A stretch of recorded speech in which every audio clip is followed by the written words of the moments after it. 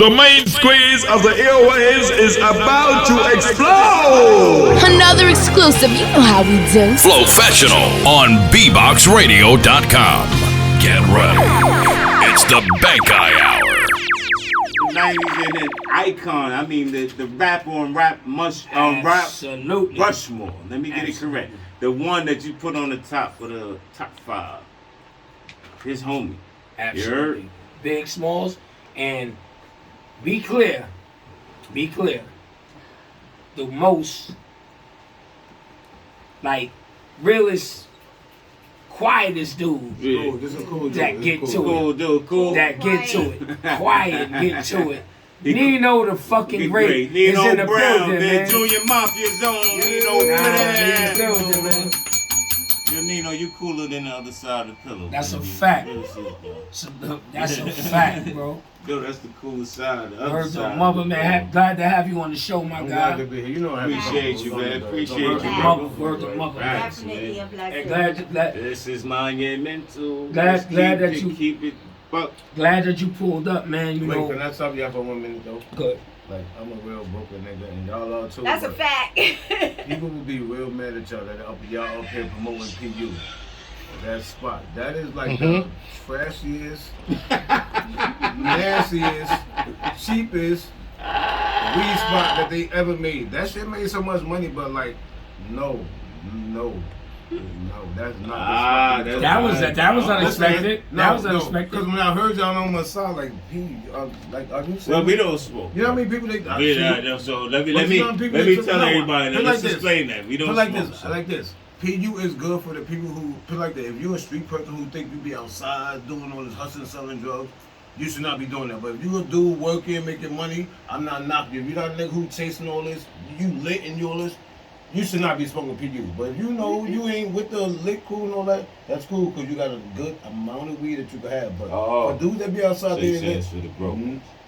No, not for the broke. I fuck with you. It's for the people who don't. It's for the people who don't want to spend all their money on weed. Right. Is overrated these days. Right. Gotcha. Once they made it legal, that shit became overrated. Right. So that's what the problem is. I got it. The problem with the people shit is just that trash compactor. They smoking that Bob. I got you. Yeah, I'm not knocking because I'm not knocking. I have a lot of friends that smoke that. I don't smoke with them, but I have a lot of friends that smoke. So I got a question. You know, salute to you and all that. Because the babe was here, we won't be not smoking no PU. He would be mad at y'all too. I told him about that. If business here was so good, they be tired, y'all apologize in the interview. Hold on. Like I said, it's good. It's each his own, but I'm just saying from my Brooklyn head. So listen. Hold on. We gonna do apologies to Brooklyn, man. So apologies to Brooklyn and B.I. man, because we promoted some just to Brooklyn. Yeah, to Brooklyn, man. We promoted some caca. Not for nothing, bro. You got a cup like you got lean in that cup, man. You got lean in this. I don't drink nothing but liquor, and I don't do smoking no weed. I don't knock nobody who pop pills, do none of that shit. I'm 47 years old. I don't do none of that shit. I don't do none of that. I don't knock nobody, but I don't need none of that shit. No. So before Bless the Dawn get to it, I gotta ask you one question. Who is Nino Brown? Well, that's part of the question. Nino Brown is a cool guy from back in the days who was also known as Nene growing up. I was like a troublemaker. Not a troublemaker. I would go to school. I was a good guy. Put it like this. I was a guy who was a little knucklehead once I left my crib. My mom just, your mom beat you in the head. I stayed on punishment. Oh, okay. I got the right ankle growing up, but I was just the wrong person going outside. Yeah, but there's different influences when you turn that corner. That's fact though. When you see 100%. The older guys to give you chains and all that. So basically, I was a little guy trying to figure out. I was a knucklehead growing up, but basically growing up, like I got the name Nino Brown from actually the drug dealers outside. Cause I used to sit outside with them, always try to get some. I always try to do something. They always give me $2 to get away. Right. So eventually, one of the guys had some faith in me. He gave me a pack, and he just seen how I was consistent with sneaking outside and doing it. And they don't know my mom, but I was just a little sneaky with doing it. So I don't know how the name Nino Brown. They started calling me that, and that shit just stuck. So in Brooklyn, you'd be surprised how many people got the same story. But that was a natural way. Yeah, that was the natural path. Because the old heads, they get money. They took care of you. Right? They don't do that no more. Go around the corner. Right. They gave you some change, kick you in the butt until you go around the corner. Go to the store. Yo, you good? Yeah, give you a little $5, little $2, something. You know what I'm saying? Because you get a sandwich and everything, soda, little juice, chips for $2. It was good. So I basically got that name going at. So eventually when Big started doing the music shit, it was easy for him to name me because I already had a name from being outside so you just kid took trying with to it. get down. And I was also good at, but the good and bad thing was I had a lot of family members that was also into the game. So I was also a dude that I could get a pack from my cousin and give it to Big, and we mess it up. He go in the studio, so we got faith. We trying to get it together. He mess it up, and I go to one of my other cousins to get it up. So I was always good with that shit. So that's why when you come down the line, that's why you come to Big and mention me a lot in song names in the song from Drug Game. It's because sad to say that was a part of my family, and not really even my family. I could always go get some. We wasn't reliable with bringing the money back. But we can get it. We can get it. I can get it. You might not get the bread. Yeah, you might not get the bread, but it wasn't not that they really wanted to do something to me. So Nino, real quick question. So how we got a caller? We got a caller? I get a phone. All right. So let me ask you this, Nino. So Big, right? Since you mentioned Big, reference to Big, was Big a chastiser? Like, was he? What was his temperament when he was around y'all? Like, how did he like? Was he aggressive or was he passive? Was he cool?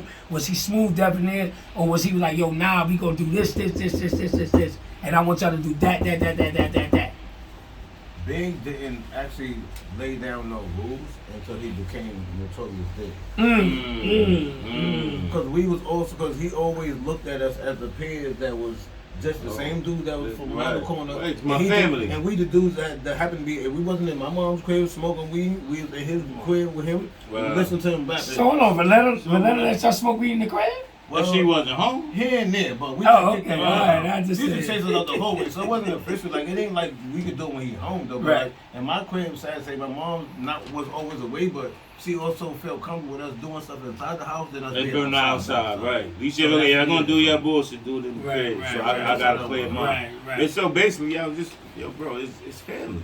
We grew up together. It was so difficult. It was so hard for us to take anything serious for the simple fact of everything came so fast. It's like you outside selling drugs.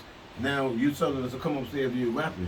Next thing you know, you were Puffy, and it goes so fast. So to us, we still the same kids that's still outside when we lay outside chasing people down the block. We never took it serious. It's just that we got a chance just from going from playing outside to we in LA the next day. We in LA, but it was never serious though. Right. You know, it's not even that it was serious. We were too young. Was kids. Y'all couldn't grasp it. Like anything like you know what I'm saying? Who? I dropped out of high school to go on tour. That's when they did the Bad Boy tour. That was like in what 90. I went to that. That was I dropped out of high school. I think Hov opened up on that shit. Big and them proposed, or they came out. Well, our parents would have proposed that we gonna get GD, that we gonna have tutors, but that ain't work because we knuckleheads.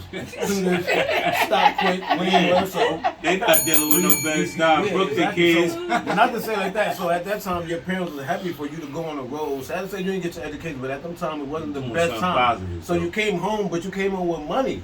Right. So you come home and most of us kids, so we still going back to our same parents, so they see the money, we giving them money, so you give the money home. I was kind of not mad you ain't get your education, but you know I'm gonna deal with it, but get your GED. Right. Gotta do something. I got my GED most of the time, so I'm gonna work with you. That's kind of how. Mommy Boss, you got something? That's kind of how our career started like that. Yeah, that's what it is, man. So hold on, we gonna get to some more questions for you, brother. Like, we all grew up together. We all grew up. So we watching y'all at the same age. Like, damn, they running around with big. They getting on jets. We always love. You know what I'm saying? They getting on jets and everything. You know what I'm saying? So it's crazy because as adults, within the last couple of years, we just all kind of got more tighter. For the simple fact that after a while, everybody fell off because everybody was trying to find themselves. Everybody.